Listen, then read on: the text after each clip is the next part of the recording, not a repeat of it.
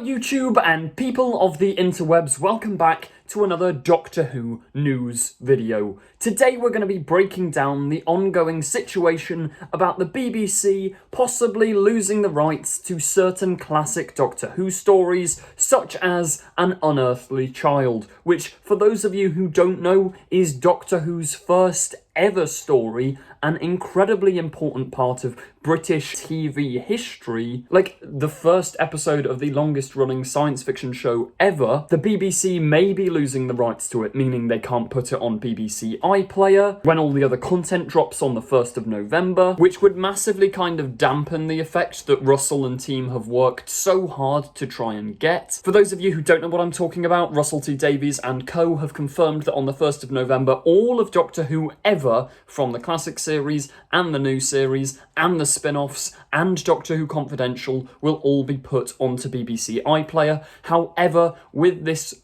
recent stream of events, this may be looking more and more unlikely. But what's gone on? How can this all sort of happen 60 years after the episode was created? And who is the man behind this tirade against Doctor Who history? I am going to try and stay relatively impartial, just like the BBC. We are the BBC.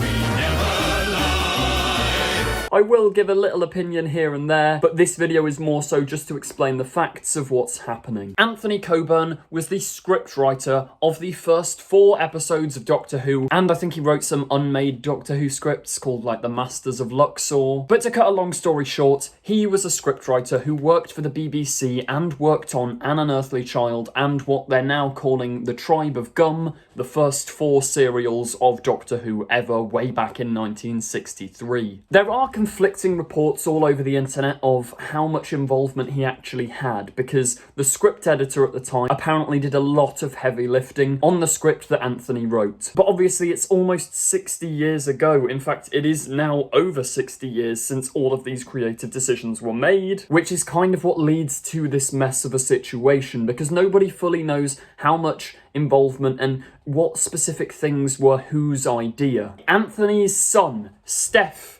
Anthony Coburn, tweeted out this the other day. A while back, I cancelled the BBC's licence to show or use in any way my late father's 4 first ever Doctor Who episodes, comprising The Tribe of Gum. Now they offer me a pittance to re-license them. I sent them my counter-offer instead.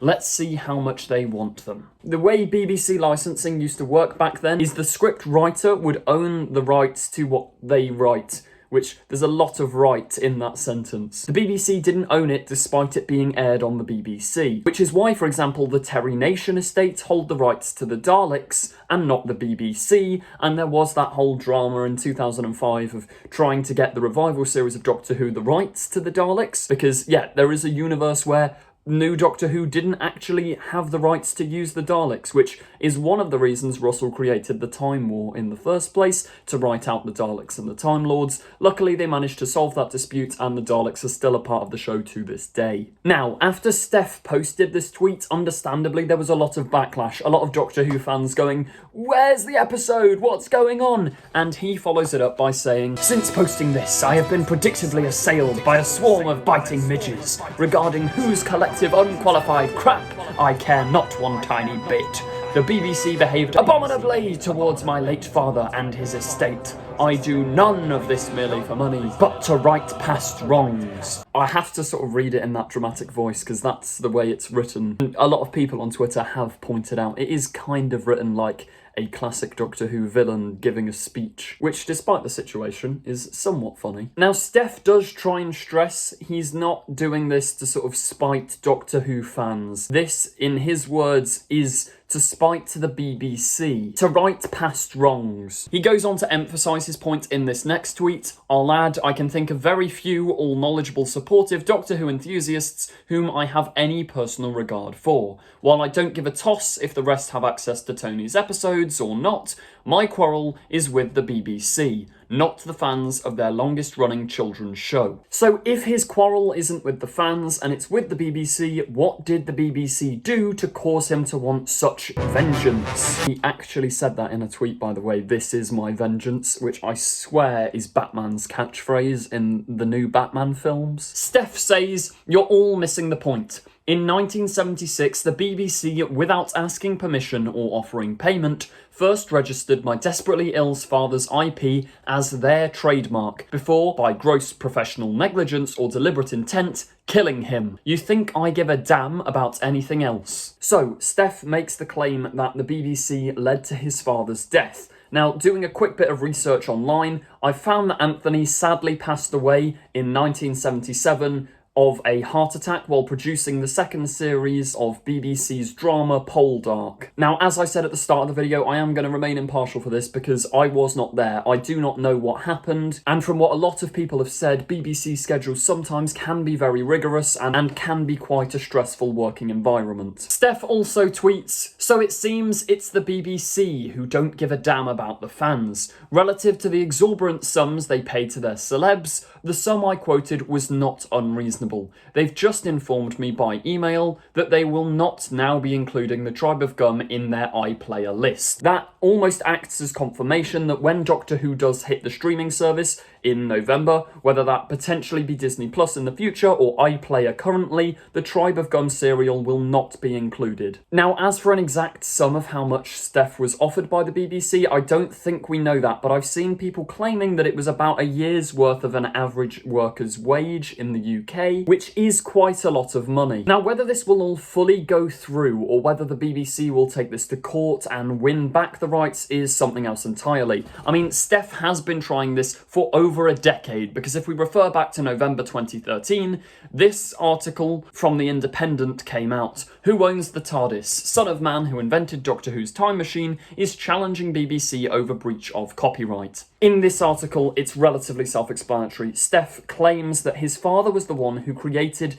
the acronym, the word, the machine, TARDIS, and if he did ever win the rights to the word TARDIS, what would that mean for Doctor Who going forward? Because currently, he owns the rights to An Unearthly Child, meaning BBC cannot sell any DVDs of it, they cannot put it on streaming, they cannot even show clips of it without his consent. TV Zone got involved and has approached BBC for comment, but BBC haven't responded yet. But if Steph's tweets are anything to go by, this is confirmation. If we need any more confirmation, in April 2023, Steph was saying how the TARDIS IP is owned by him, yet the BBC have illegally licensed it and stolen it. Now, according to Whovian Charm over on Twitter, the Tribe of Gum have already been removed from certain streaming services, which I believe to be Apple TV and YouTube have taken these episodes down already.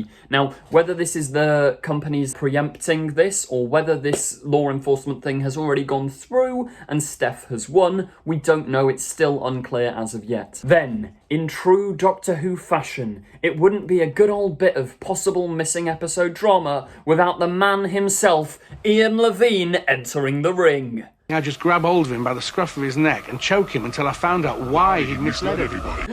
Oh, Twitter drama's insane. Ian is one of the people claiming that C.E. Webber wrote most of episode 1, plus Waris Hussein himself, which directly contradicts Steph's claim that TARDIS is owned by his father. Ian also dug up some old tweets of Steph's, which, yeah, reading that is really not good. And yeah, you do start to question once reading this, his motives for refusing Doctor Who to the BBC. Claiming that his father would be turning in his urn simply because of progressive casting is, quite frankly, outrageous. Ian also tweets, "Nobody has ever done this sort of malicious obstruction ever before, thankfully. I literally cursed the day Steph Coburn was born."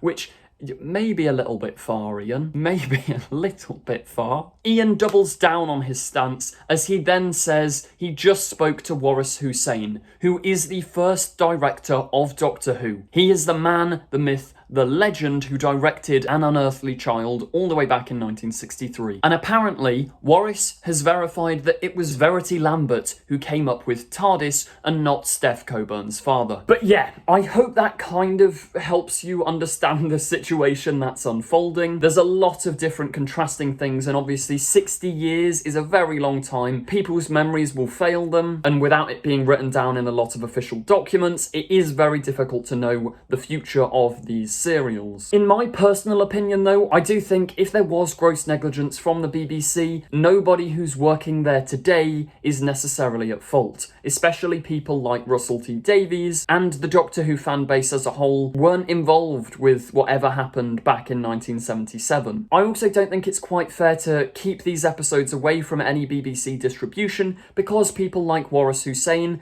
Verity Lambert, William Hartnell, all of the cast and crew who worked on these episodes deserve to be remembered, especially on the 60th anniversary of Doctor Who. There was even possible talks of colorising An Unearthly Child, and I think it's a massive shame if a whole new generation of Doctor Who fans don't get to go back and visit the beginning of this series. I also don't think it's possible that he's going to be able to copyright the word TARDIS, because if Waris Hussein is saying Verity Lambert had it, it does just become one person's word against another, and yeah, I don't really know where that's all going to end up. But let me know your thoughts in the comments down below. If you did enjoy this video, please do remember to like, comment, subscribe. Please turn on the notification bell once you've subscribed to stay up to date with all the latest and greatest Doctor Who news, especially over this period of 60th anniversary and New Whoniverse. So many videos are going to be coming your way. Thank you very much for watching, and goodbye.